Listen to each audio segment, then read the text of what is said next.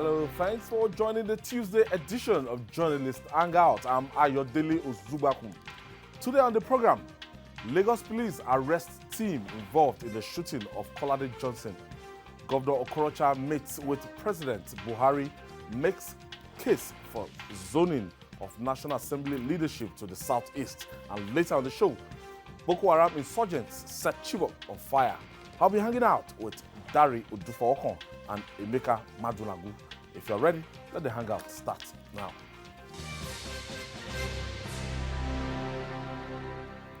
Now, if we put the police in place to protect us and they turn back to attack us, then who protect us from the men in black? This appears to be the dilemma as a country in the face of persistent police brutality against helpless citizens. Another trigger-happy policeman shot a young man in Lagos on Sunday, Kolade Johnson, and a deluge of public outcry is greeting that tragedy. But the Lagos State Police Command said members of the anti-cultism team involved in the shooting have been arrested. The State Commissioner for Police, Zubairu Muazu, assured Nigerians that justice will prevail in the matter. But the incident has re-echoed the call for reform in the police. In the word of the American civil rights activist Alfred Shatton, we are not anti-police, we are anti-police brutality.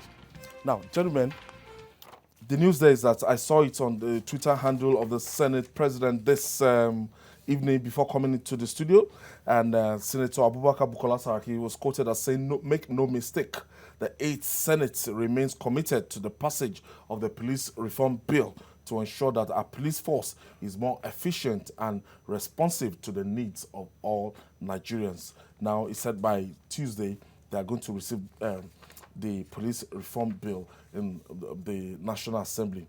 But before we do that, I must comment that in spite of the fact that the trigger-happy police officers, that the alleged killers now, that Inspector Ogunyemi Olalekon and Godwin Oji, they are in detention right now as I'm talking to you, and the Commissioner of Police actually assured that they are going to make sure that they face the full wrath of the law. And then they've gone to visit the family of the bereaved, and the way they are going about this is quite exceptional, and we must commend them. Yeah. As yes, I think they deserve commendation. The police in the Lagos Command of the police, I want to restrict the commendation to the Lagos Command so far. Yeah. Let's see how the IG and his men will wade into this. Let's see how they will tap from this to ensure that the police. Dari, is it only me that have this feeling? This Inspector General of Police has been uncomfortably so silent. You see, unusually, the way he has been going about before this incident, I saw some flashes of readiness. But since this incident happened, that's why I'm telling you, let's restrict the commendation to Lagos for now. Because I'm not impressed by feelers from his end on this matter. It's as if he sees this as something that can resurrect the anti-SARS campaign, and is wary about, going into it. But be that as it may, you quoted something. You said we are not against the police. We are anti-police brutality. Must security operatives continue to turn the guns procured with monies from our taxes on innocent citizens? For how long are we going to endure this unimaginable terror being unleashed on us by our own men? So it's unfortunate, quite saddening that we have to witness this again. And then the name on everybody's lip again is Federal SARS. Is it that these people are not trained? Don't they understand the meaning of excessive force? Because when you have to turn your gun on an unarmed citizen over what up till now from what we're hearing remains an argument. It shows that you lack training in where to stop, where to draw the line. That's a clear case of excessive force. I don't see how these men will explain this away. And I'm glad the CP in Lagos is showing leadership in this matter. He has ensured promptly that don't forget that they ran away from the scene. Yeah. They escaped. Yes. But he ensured they were fished out. He ensured they are now in detention. Then in spite of fears and other things, he Released the identity. He released the identity and proceeded to visit the family of the slain. I saw one picture. It was kneeling Kneeling down, down in front of the mother. The mother You see, consoling such the mother. pictures, such actions will douse the tension and allow all of us to fold our hands and say, okay, let's see where this will lead us. It is still good so far from the end of the police. Let's see how far all this will turn out. We are all interested. Where do we draw the line? I can't appear in dreadlocks in the city of Lagos. I can't adorn any hairstyle that I want to wear. Tattoos or if I it's just that we are not as young as those other guys. But if I decide tomorrow, people older than us do these things in other climes. I want to tattoo my arms and everything. I become an instant suspect. Yeah, it's quite unfortunate that police officers who should uphold the law choose the types of laws to uphold, and then they now also make laws by themselves. You know, they engage in extrajudicial conduct. Before the former CP left, Imoimi Edgar, there was a case of a young man who went to have dinner at dinner of noodles and eggs somewhere, and he was arrested by policemen because he had dreadlocks on. I think it was a photographer or a blogger. And this matter continued till Imoimi Edgar left. And I don't know what has become of that young man. I don't know what has become of that young man.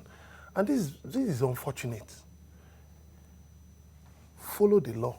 If there are no laws against tattoos, against dreadlocks, against such things, why do you now arrest innocent citizens over such? It is unlawful. It is illegal.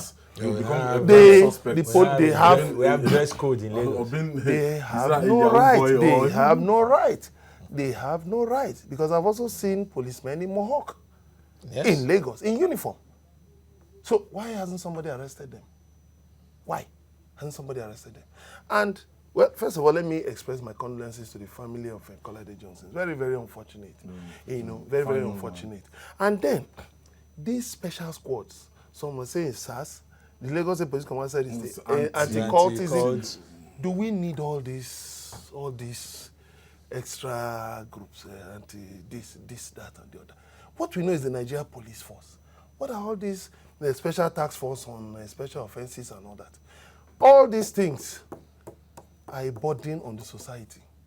We want a police force. You know, there was a time, permit me to play the devil's advocate here, that we had a special problem in Ikorodu that is court-related.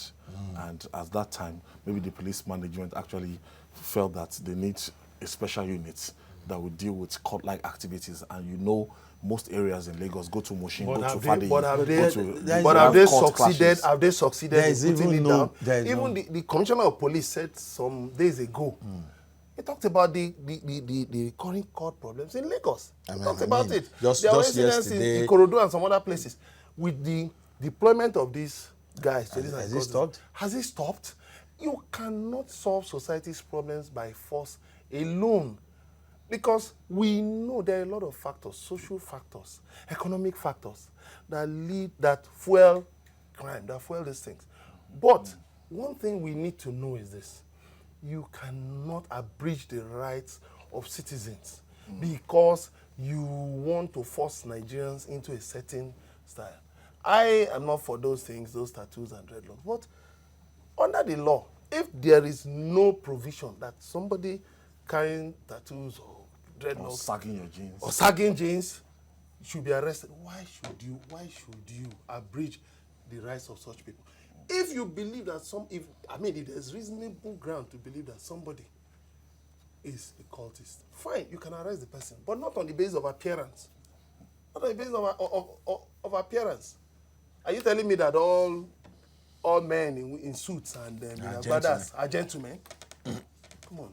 Even talking about these special forces and all that and the assignments they're given, the real problems persists. And then these men in uniform get involved in things that are beyond or outside their area of engagement. Because when you set up these squads, you tell them what they are meant for. You are an anti-cult group or squad. Then you leave that, you start chasing Yahoo boys. You leave that, you start chasing vehicles on the road. We have such incidents in the Korodu. You mentioned the Korodu. The issue of cultism persists. In the last 1 week or so, it has been recurring on a daily basis. And then we don't get to see all these officers, all these anti-cult people. We don't, daily clashes. But we've not seen the anti-cult people. Is it that they are not hearing? We have numbers given and people are calling here and there. No response. But when you see a car with dreadlocked young men dressed flashily and the car is attractive, you go after them. You want to know if they are cultists. Is that the kind of, is it armed or unarmed cultists you are supposed to be pursuing? They carry ID cards. Or are cultists now carry ID cards that you have to identify them? You see, our officers go in search of what is not lost, leaving those things that are really our problems. And what do we get to see? Incidents like this. A young man, from what I read, 36-year-old, he will have some level of education. He probably felt, look, I think you guys are overstepping your bound. And he reacted in a manner. He wasn't even the one they were talking to. Yes. They were trying to arrest somebody I mean, else. I'm talking about the persons they wanted to arrest. There must have been an exchange. Those ones resisted. No, the people of the area didn't want them to arrest those people. Because we are not fools. All of us can't be fools. Okay, no, you can't take these men away. No, we must take them. And some people begin to quote your limits for you, and you get enraged. These are things that has happened to me. These I think they are anti-cult. Yes. I was driving into my place in Ikorodu, and they had come to arrest, in fact, a traditional title holder, claiming that one cultist mentioned his name and named him as one of their, and you know, seeing the chaos at the bus stop, I had to park instead of driving into it. Let me know what is actually happening. Immediately I got there, this guy pointed his gun at me and said, "Get into that bus." I said, "What happened?" He said, "Move into that bus." Because he was armed, I quietly entered the bus and sat down. Only to call one of them that was looking less combative. Come, this is my identification. I cannot understand why your brother asked me to. I said, sorry, Oga Press, sorry, you know, it's because of all this, your boys. I said, can I go down now? He said, let me talk to Oga. And he spoke with him, obviously telling him, there's a journalist you have. He came to me himself. I said, sorry, you live here? I said, yes. Are you trekking? I said, I'm driving. Where's your car? He followed me to my car. I drove. He followed my car and I parked. I was trying to say thank you. He said, just keep moving, keep moving. If I wasn't with my identification. If you hadn't listened at that time. Then it could have happened. It could have shot. Because you move close to policemen these days and they are half drunk, if not totally drunk. And these are people who carry arms. I have my first caller. So it's worrisome. It's very sad. I have a call from Lagos. Thank you for joining us. Hello? Hello? Okay. Okay, I think we lost that. So that's that's exactly what I'm trying to say. That sometimes, why would a trained policeman just start shooting? Check his level of sanity at that point. Was he intoxicated? Some of them get to drink while bearing arms, while still on duty. They drink, they do all sorts of things, and then they have to confront civilians. So the police management, both national, the federal and state, should look into what most of them will call petty complaints by the citizenry. These complaints are not petty. They are very serious issues. Emeka, let's talk police reform now, because a security expert was quoted on our news earlier that the laws that they are still using was, those laws that... They are dated, that's in 1945. Yeah, but when Nigerian police force was set up... 1930. For the colonial administration and everything. Yeah. And I wonder what we actually been looking at since that time till this time, that this police reform bill is not talking about, service-oriented police, modernization of, the Nigerian police force, and repositioning the Nigerian police force and some other elements. And I'm sure this is going to be reflective in even the training that they get from the police college to, to their officers' cadre. But the status quo now is that when you see an average policeman, if you're not careful, if you don't know how to communicate with them properly, you might run into trouble with them. And there's this next thing that police is your friend, and they're indeed then if police is your friend, that means you don't need an enemy. But the way they go about their duty and everything, we still spoke about one yesterday that was promoted, Olatunji Disu, deputy, when you have interaction one-on-one with some fine police officers. Yeah, oh, sure. Yeah, I've had to talk with the first PRO. Even at the low, even the other ranks. Yeah, other rank. I don't know if you had to relate with Frank Umba. No, if you get understand, for example, the likes of Bode Ojajuni, maybe because these are professionals in the police force. Maybe. I don't know. But there are some other ranks too who are conscious of the responsibility. The police carry a heavy responsibility. I for one, never had, the idea. I've never known the idea of becoming a policeman because it's not. And it should be something that should be attractive. It's not a simple job. But the issue is this. Yeah. The issue is also maybe I can also talk about the environment. I did a research in the year 2000, about 19 years ago, on police reforms. I did look at a lot of work was done by Professor Etanebi Alemika of University of Port Harcourt. He did a lot of research. I think he must even be the foremost researcher on police issues in Nigeria. I may be wrong, but Professor Etanebi Alemika, he identified a lot of things that need to be changed. And even in that research, we identified certain things that should be changed about the police. If you remember, in the time when MD Yusuf was IG, and then he talked about bringing these APCs, these armored police personnel carriers. Yeah. And some people claimed that he wanted to equip the police to be on the same level as the military, so that the police could overthrow the military government. And promptly, they rejected that idea.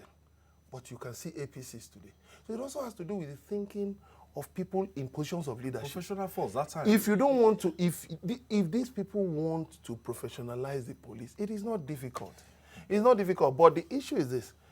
It serves some funny interest. Like every other organization, neglected the welfare of the people. It's not just welfare. What is the duty of the average policeman? That's exactly the angle I'm looking at. One, and then two, the image you portray of the police. See, policeman holding an umbrella for an expatriate, policeman carrying baskets for wives of government officials. All these things are not the kinds of images we want the world to see. And then, again, when a policeman engage in exemplary conduct, I think we should celebrate them. It should not always be about condemning them. When they engage, because I've heard that there have been stories of policemen on patrol who helped to tow broken down vehicles from Third Mainland Bridge, Lagos-Ibadan Expressway, from, to help people responded to distress situations. Commendable. But you see, we must marry everything. In the police reform, there's a need to look at the entire thing. Even police welfare. Go to the barracks. What kind of environment do they live in? And then what kind of vehicles do they move about in? Because I don't think in the 21st century, you should carry policemen about in pickup vans as if you are transporting chickens. To me, it's demeaning. You don't find that in serious countries. Somebody was telling me that for each of the police stations, what they get per month as running cost is 30,000 naira. You see, that borders on this reform we're talking about. If you are giving a police station 30,000 naira. 30,000 naira as running cost, you're already creating reasons for corruption. You are creating reasons for inefficiency. Bail is free. And then they will no longer ask you. They are putting vehicles. Stationaries. That's when you get to they will say pay for paper. pay for biro. It's No, not. you've It's not not had bail to money. pay for detour. If you want to come and see if I want to see in people, the police station, your person has been in the cell since. Pay for detour. Pay for before detour. you see. Pay for soap. Then you call. You make a distress call. Our area is surrounded by bandits and robbers, and they will tell you we don't have fuel. Can you transfer? I've had this, can you transfer money to this account so that we fuel the vehicle and come? We've had things like that. All this will have been taken care of if the reform has been pursued. The political will. It is unacceptable for a police station to be running at this cost. No. 30,000. What we lack. What money is that? What we lack is the political will to see things through, and it is killing this country. I read the Saraki statement, and rather than be elated, I was angry. I know that Saraki has been in the National Assembly since 2011. 2011. Yeah. And I know that the police reform bill has been there before then. Now he was a senator, not the Senate president. The reform bill was there. It was lying there, going back and forth. He became Senate president. This reform bill kept coming and going. It should have done so. You see, it is not enough for our politicians to wait until certain auspicious occasions to make what I call political statements. Soundbites. I mean, he's trying to hit at somebody now. Not knowing he's indirectly exposing his own failure. You were Senate president for almost 4 years now. This bill has been doing macabre dance on your table. And within the chamber, you did nothing. Lives are daily being lost. And then you are now trying to advise us now on what we should do with that bill. When in your own twilight, you're on your way out. He can hardly do anything about this. Even if he decides to start seriously now, time may not permit him. Even if he finishes with the president signing today. So it is a lesson for him and his likes that his teaching time will always save time. His teaching time will also save lives. Because perhaps if we have had that reform, Kolade Johnson may not be dead today. We could probably, because you still find some people in the police that shouldn't be in Boy Scouts. A policeman stopped you on the highway and he said, "Who are you?" You gave him his papers, he turned it upside down. And he spent 30 minutes looking at the paper and you said, "Sir, this thing is upside down." And he fled up and made it an issue with you, threatening to shoot. And the truth is, I couldn't read. We were on election duty and we were driving. I had the INEC election duty, that sticker they gave us on the car. And we all had tags. Then we were stopped by a policeman. And he said, "Why are you?" We pointed to the sticker. And he said, "What is there?" Okay, I read it now. I said, "The election." He said, "Election, today is election." Is that why I did road? I said, and he got angry until somebody else had to come to explain to him. These are the kind of people the reform is aimed at. We are not going to just say, "Go away." They will find a way of easing them out. Quota system. Are we looking at minimum requirement now, minimum qualification, what it will entail to just even from the other rank? Even from whatever ranks, you should have people with a reasonable level of education. Reasonable level of education. It doesn't matter if it is school cert, you could say school cert, maybe OND. Let them be later. Okay, but at least school cert not too low. Let them. No, it may not be too School low. cert may not be too low because they are going to grow. They will grow. And then there will be development. They will grow. You know what I mean? But you could make it OND. It depends. But the issue is not even about. Now we have. It's not just. Oh, sorry. So, okay, I was thinking it's. Okay, you mean first school living? I was thinking it's. No. But let me ask you a question. If the Constitution says that with first school living certificate and 10 years experience, you can even become president of Nigeria. So why should it be a problem? The Constitution didn't say that. First school living. First school living certificate and 10 years experience, you can check the Constitution. No, it's school certificate. It's school cert. It's Go and basic check it. OND. Go and check I know. it. I'm basic. No, it's not first school living. But the fact of the matter is that The first school living is the primary school now. Yes, yeah, that's primary school. Let's get it clear. No. It's school It's now. secondary school. It's Equivalent to secondary 5 credits Yes. or It's clear. work experience. It's clear then. Yes. it's But the clear. issue is this. It's clear. We need to professionalize No doubt the about it. police. We need to make, we need to make the police a career that young To be people can attractive. aspire to. young people can aspire to. Then we need to do something about this quota system in Nigeria. You just pick people from anywhere just to feel position. This is the quota for this state. This is the quota for this state. This is the quota for this state. And you just feel without. It takes us to the issue of restructuring and reforms. If we allow each unit of the state and the country to develop at its own rate, we won't need this issue of quota. It's just a matter of you ensuring that you have people to fill whatever is given, not just anybody. And then again, develop your own people so that they can be qualified. Because if you don't have qualified people, it will pass over you. Then once again, we start encouraging merit above zoning, above sentiment, we'll get over all this. But we need to also look at the issue of state police. State police. I think it's part of community police. Is part of the reforms. We've been I think there's a dancing back and forth. We've been dancing back and forth on this issue, but the time has come for us to be serious about it, because there are levels of community policing going on right now. You have vigilance groups. Even states have their own. States have their own vigilance groups. So are we really not prepared? You have to OBC and the rest of them. In the north, in Borno, you have the civilian JTF. So why are we pretending about this? You have various types. You have all kinds of self-help. ISBA. ISBA is in Kano. ISBA is in Katsina. ISBA is even helping to enforce Sharia and to enforce ban on so we already have replicas. Drinks. So why are we pretending about these things? We need to bring some of these things down to the grassroots. We don't need to pretend about it. In the 21st century, do we still need a federal police? A federal police where an inspector general will sit in Abuja and decide what happens in a remote police station somewhere in the hinterland in Nigeria.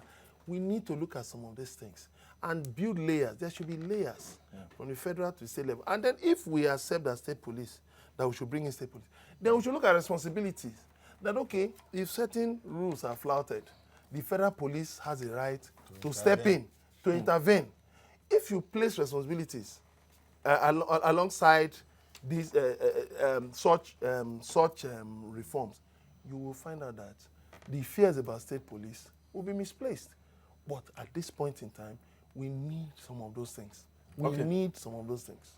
Once again, sincere condolences to the family. Very young man cut down in his prime. We pray that God will give the family the fortitude to bear that loss. Still to come, Governor Okorocha meets President Buhari, makes case for zoning of National Assembly leadership to Southeast. Stay with us. It's still journalist Hangout. We'll be right back after this breather.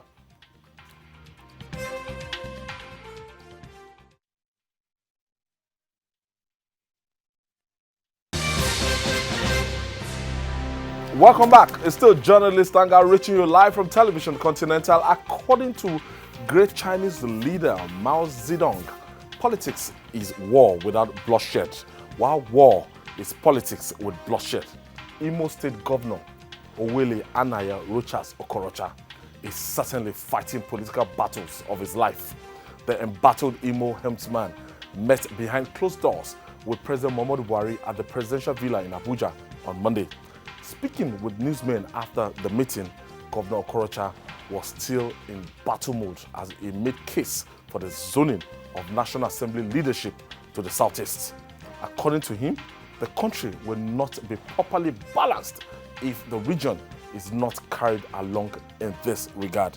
I will start with Emeka for strategic reasons. Wow. Well, I'm a nationalist. Emeka, we said it off camera, and I've been following the agitation. Nigeria is standing on the tripod, according to the founders, at least, for the sake of academic exercise that outside Igbo and Yoruba, and everybody should have a sense of balance and equity. But the 2019 election had a situation whereby predominantly people from the Southeast actually lined up to vote for the candidate of the People's Democratic Party. We're seeing that Atiku Abubakar, and that case is still in tribunal right now. But there's this winner-takes-all tendency from what I've seen, politics, from what I've seen in the APC lineup so far, I've not seen anything that will indicate that any of this strategic position, that is the speakership and the Senate president particularly, might be zoned to the Southeast. In 2015, it was because it would have naturally gone to them when we had somebody, the president from North Ngige believed he would yes. have got it if he had defeated Uche Kunife. Yes, so they didn't have naturally. There's nobody to go for the position. Nobody to go for it in 2015. Right now we have people. Right now we have people that are eminently qualified to go for that position, but the APC seem not to be looking at the direction, looking at the calculation from the presidential results. What do you make of this permutation? Yeah, well, the APC as a political party is a platform to promote interests of its leaders and his supporters, his members.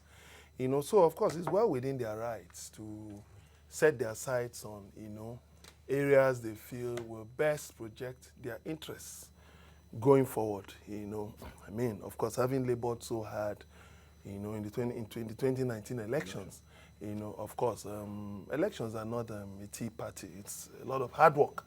You put a lot of hard work. A lot of acrimony. But the issue is this.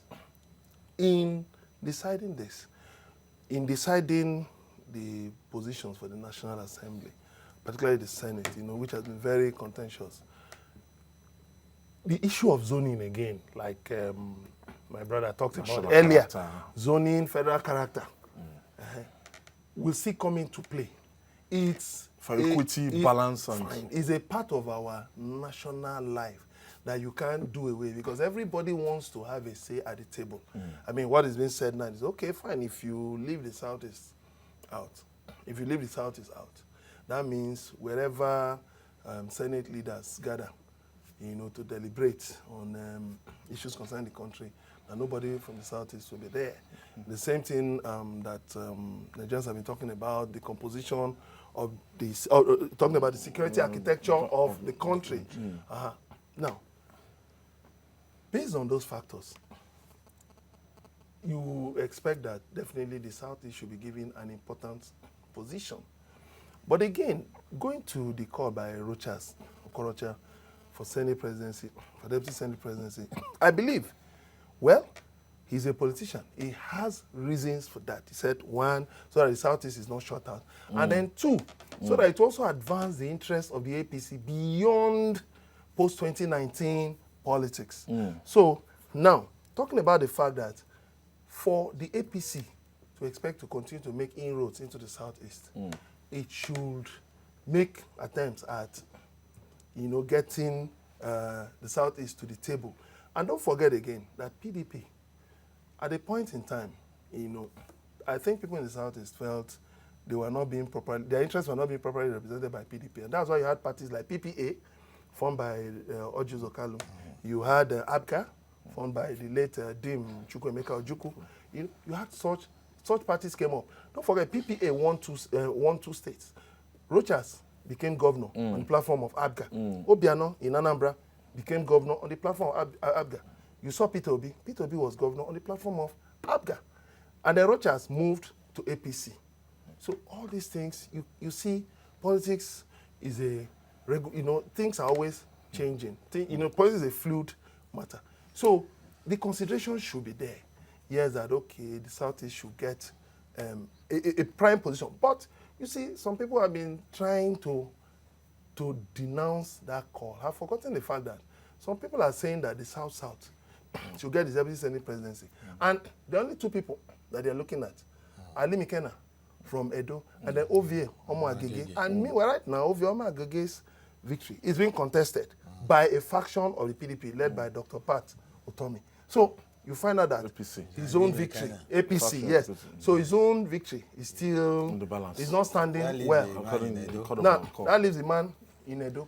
But the issue is this. If you are blaming the Southeast, that, okay, theoretically speaking, the Southeast has just one man, basically, Ojikalo, you know, in Abia State. What about the South-South? What about the South-South? What is powering the consideration of the South-South for Deputy Senate presidency? So the fact of the matter is this, politicians, like I've always said, it's all about self-interest. It's all about self-interest. When they sit down, they'll look at not just 2019, they are looking at also at 2023 to see where, and don't forget again, with the way assembly and legislative politics have gone in Nigeria since 1999, some of these people could still be impeached along the way. And the calculations could change. Dari, some people are saying that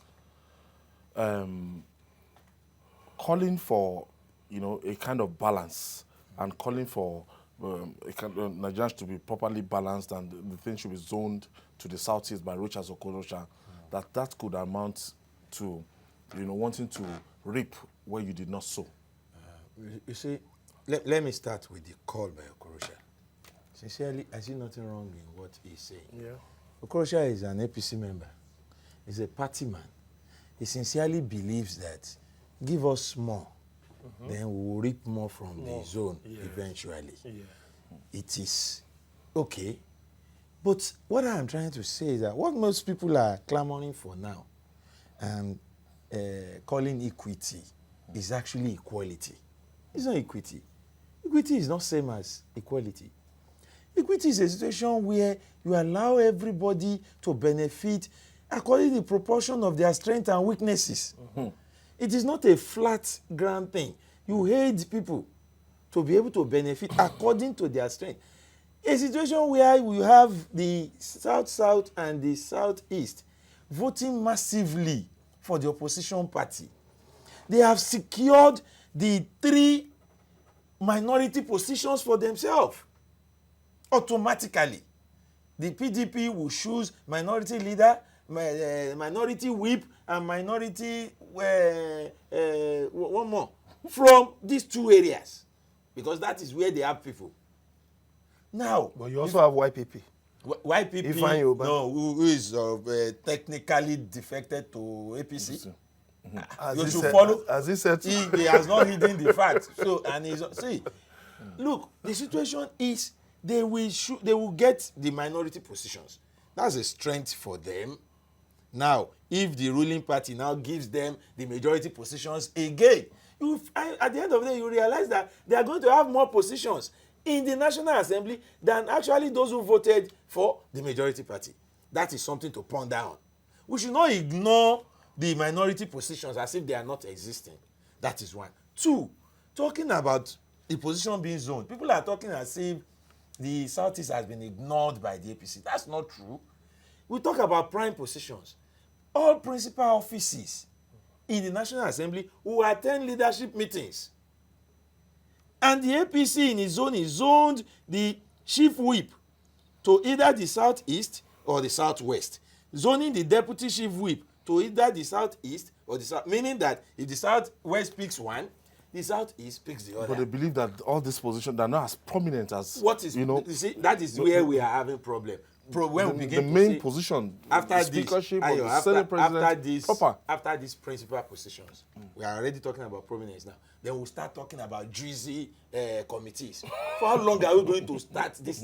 We'll do this segregation that puts us in trouble. But that's the funny nature of our politics. You, as somebody from the Southeast, even if you are the deputy chief whip, which appears like the list, once you are sitting at a meeting of the leadership, you should represent your zone appropriately within that opportunity given to you. Now, for people to, I hear groups like Ohaneze and Digbo and the likes calling for the, you see, we should not endeavor to reap where we did not sow. Politics is a game of number, and there must be decency in demands. Sincerely, but also about strategy, not just number. Look, what is the strategy? The Southeast got ministers in the last no, but the constitution are you going to no, you cannot cite Can you tell me that the APC has done better in the Southeast than before? You cannot cite that. In my opinion. The constitution says I just cited one. No, but no, you cannot cite one that is constitutional. The Southeast got committee board chairman, committee membership here and there. Will APC say they have reaped enough from those ones? But Dari, let me bust your bubble a little bit. No, come on. Except Enugu states. The president was able to get 25% in most of the southeastern states, which he did not get in 2015. That's exactly what I'm saying. That if the APC now feels spread, that's what I'm saying. If the APC so now more people voted for him from the southeast. More people. Yes, but he didn't more than win 2015. So it means he might not win. He did better. He made some. The constitutional requirement to fulfill it now. Southeast and south. The president made more inroads. Yes, we are saying. That's what I'm saying. That if the APC now feels that with what we gave them, there was an improvement. It meaning that we didn't do badly with the arrangement we had in 2015. It's a political party where you go to election as if you were going to war, then you come back home to share the position as if you are sharing the loot of war. So those who didn't participate in the war or those who fought on the other side, they will be considered much after those who happen to be the gladiators, the warriors of the war have been taken care of. It is just natural. But you need to look talking about politics is talking about equity, balance, and national cohesion. Maybe you should just talk about that equality. When the president said that my government is going to be all inclusive, it is all inclusive. They have not been excluded from any of the arms of government. So what are you saying? That the North that voted Buhari should get deputy chief? That's what I'm trying to say. Are you saying the North should get deputy chief whip? It's not. After voting 100%, 90%, 80%. So are we back to this 95%, 5%? You can't rule it away from politics. Check other countries. No. It doesn't. Check other countries. It doesn't follow that way. Because the issue is at the end of the day, you are talking about that the Southeast voted for PDP, right? Yes. Massively. But again, you are going to need these PDP senators. Don't forget, you're going to need the PDP senators. Yes. When you want to pass it, the president will want to look at, maybe some, amendments of certain existing laws. He will need to carry the PDP senators along. Part of the Senate. The president will want to look at maybe external borrowings, and external borrowings. Yes. You will need to carry them along. Yes. And then in terms of projects, we saw that there were consistent complaints. For instance, in the Southeast, you were telling us you completed the graveyard of Nnamdi Azikiwe, and that was a major national project. I mean, that's embarrassing. Which other graveyard did you complete in any other part of the country? But there are senators from the South. Which other graveyard? You called it a mausoleum. You asked the senator. It's just a graveyard. Somebody's graveyard. You painted it and completed it. And that's what you said you gave to the Southeast. I mean, for kinds of. But that's not the You should not second Niger bridge is ongoing. We shouldn't trivialize this thing. You left the issue of second Niger bridge. Started talking about graveyard. No, I think they didn't do any other thing but there. it was something. But is it ongoing? But is the second Niger bridge ongoing? Let me tell you something. No, we should not trivialize issues like that. I expect you will have talked about the second Niger bridge. It's not just about second Niger bridge. This thing, the second Niger bridge. Let me tell you something. But is it ongoing? Let me just break it down for you. Well, I would like to hear about the Southeast, not the graveyard. If the federal government decides to concession the second Niger bridge, maybe put toll gates on it so that there can be easy access to the Southeast and out. The Southeast will be okay with it. If that will make the project, because ongoing now? The project keeps running and running. We should speak they didn't concession it. Yes. We're not ethnic advocates. And fine. I said earlier that was nationalist. Yes. No, but we are talking about projects. No, we are talking beyond about projects. Beyond that. If that project, if the second Niger bridge is actually ongoing by this administration, for one, I'm not totally impressed by Buhari's administration in his first term. I am hoping very seriously that will do better. However, I want to give him credit for what he has done. I will expect that anybody talking about the Southeast sincerely will not reduce it to the mausoleum of Zik while ignoring to talk about the second Niger. That's what I'm saying. Let me make this point. The issue is we are talking about sharing position. Don't forget that senators are first representatives of their people. Now, let me paint this scenario for you. We now decide that, because we want balance, we make somebody from the Southeast. I'm not against it. I'm only speaking politically now. We are reporters. The Senate president. Somebody who will have to consult his people. That is constitutional in decision making about a government, and he is representing a government of APC, and the people he will be consulting voted PDP. So what kind of feedbacks will you be expecting from such a person? But they have the right. Yes, But they have the right. Just like the political label right. That's what I'm saying. But that's what they have their rights. has for said. Whoever they like. But But the political party now is now very conscious but of the man they want to put there. Which opinion will he be listening to? It is crucial to a political party. But you see, you cannot leave out the very crucial. You can't leave out the Southeast if you believe that no, by they have the 2023, deputy whip or the whip. No, you cannot give the Southeast. So who should take that one? The backroom Let position. me ask you, who should take? Okay, who should? My brother, who should take the backroom position? Just name the director. No, let the senators decide. Oh, the message has been passed. Okay, let's move on. It appears that our capacity. It appears our lack of capacity to learn from past mistakes will always haunt us for a long time as a country after the unfortunate abduction of over 270 female students from government secondary school Chibok in April 2014. It's appalling to hear that the community will be made to suffer the pang of insurgency again, and it has happened as the Boko Haram insurgents attacked some communities in Chibok local government area in Borno on Monday. According to residents, the insurgents who came through Sambisa forest set some villages on fire. We're still looking for over 100 Chibok girls since 2014. There's still a Dapchi girl. Leah Charibu is there. And these people, upon what they've gone through, they've lost their daughters, they've lost their destiny. Right now, they are going to be refugee in their own land right now again. And it's quite unfortunate. When will this war on terrorism just be laid to rest? I really sympathize with the administration of President Muhammadu Buhari because this is one puzzle that is difficult to draw answers to. To fathom answers to. This insurgency keeps rearing its head from different points. You now have ISWAP, you have different Islamic groups in West Africa. Yes, in West Africa, Islamic State in West Africa province. And people are suffering. They cannot go back to their villages. Those who have ventured to go back to their villages are just, are not safe.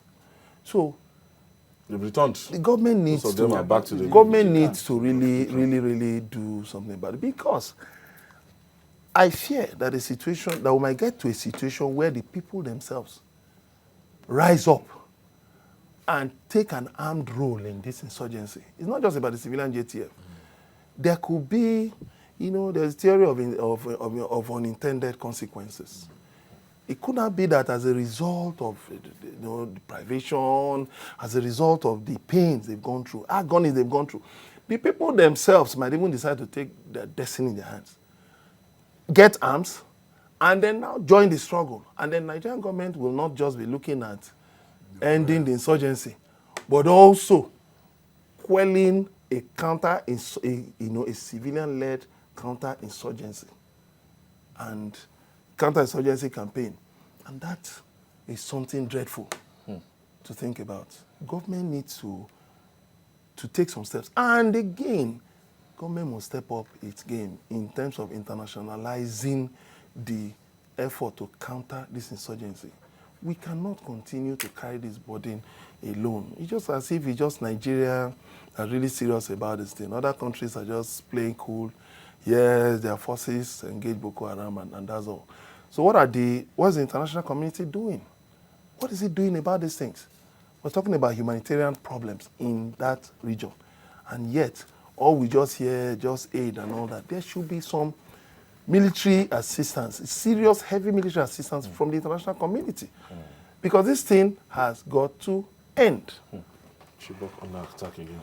It's unfortunate. I really don't like talking about these helpless people who are now victims of our society, because they didn't bring this upon themselves.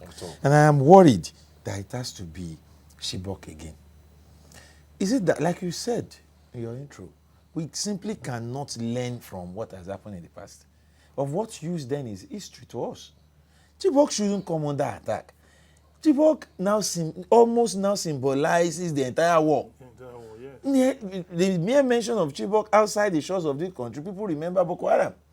One would have expected that such a place would be under surveillance from the army. And don't forget that you have the 117 battalion situated in Chibok of the Nigerian army.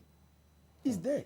So if we now hear that a place where you have an entire battalion of our army is usually overrun at will by insurgents, it shows that the army is not winning this battle. All our claims of progress. You see, when we say this, they say we are demoralizing the soldiers. But must we pretend that the soldiers are fighting a good war when they are daily being killed? Can they be everywhere? But if they Can be they be everywhere? but Do they have the manpower to man? Can they use drones? are the insurgents drones? are the insurgents everywhere? They're everywhere. Are you telling me the insurgents now outnumber our army?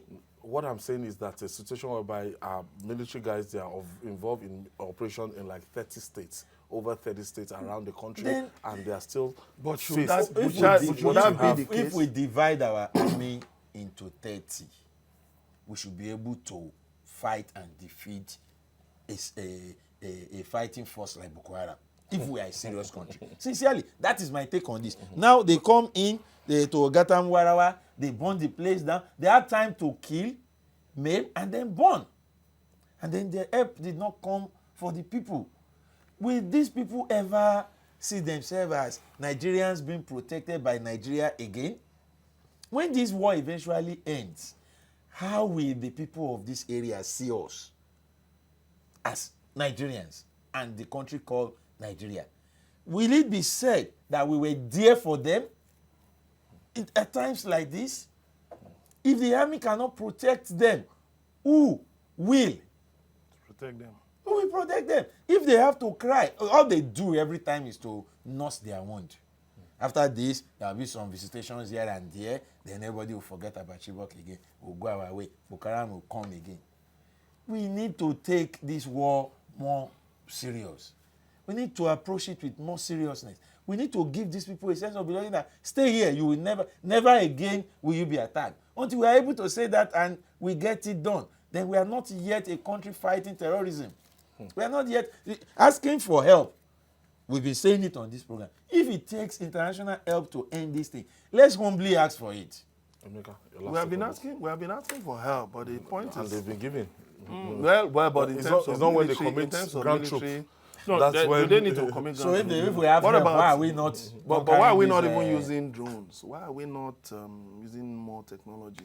Even to fight buy these things? They So, said yeah. we are being given conditions to Conditions. wait for months. But you also, I've said it on this program before. I said the diplomatic architecture of this country is really weak. Correct. We are missing a lot of things on the diplomatic front. I mean, you can't go back to the era of people like Bolaji Akinyemi. You know, some of these people who actually led the fight against apartheid, against certain things. You know, internationally, you see these people were so forceful. These diplomats were forceful. But what kind of diplomats do we have today? You don't even know them. You don't even know them. That's You the don't truth. even hear names. We are journalists. You don't even hear And names. you want to do a story, you Certain quickly names. want to do you know, people a check. Who are the with diplomats, really? People with, people who are really respected. Diplomats Really now in this respected era. on the diplomatic front. Where are they? Why is it just the military thing? We're just crying that, okay, Nigeria is not being giving loans. Countries are denying us loans. Countries are denying us military help. Why should we, And we are fighting giant the of war. Africa, why should we just keep lamenting and lamenting? Something needs to be done. And we must do it fast. I want to thank you, Emeka Madunagu and Dari Odifowoko. And that's where we draw the curtain of today's edition of Journalist Hangouts. Join us tomorrow for another episode of the program. You can also watch Journalist Hangouts on other platforms showing on the screen. We're also on YouTube, youtube.com/TVC News Nigeria. Our feedback channel is Journalist Hangouts at tvcnews.tv. I'm Ayodele Ozubakun. See you tomorrow. God bless Nigeria.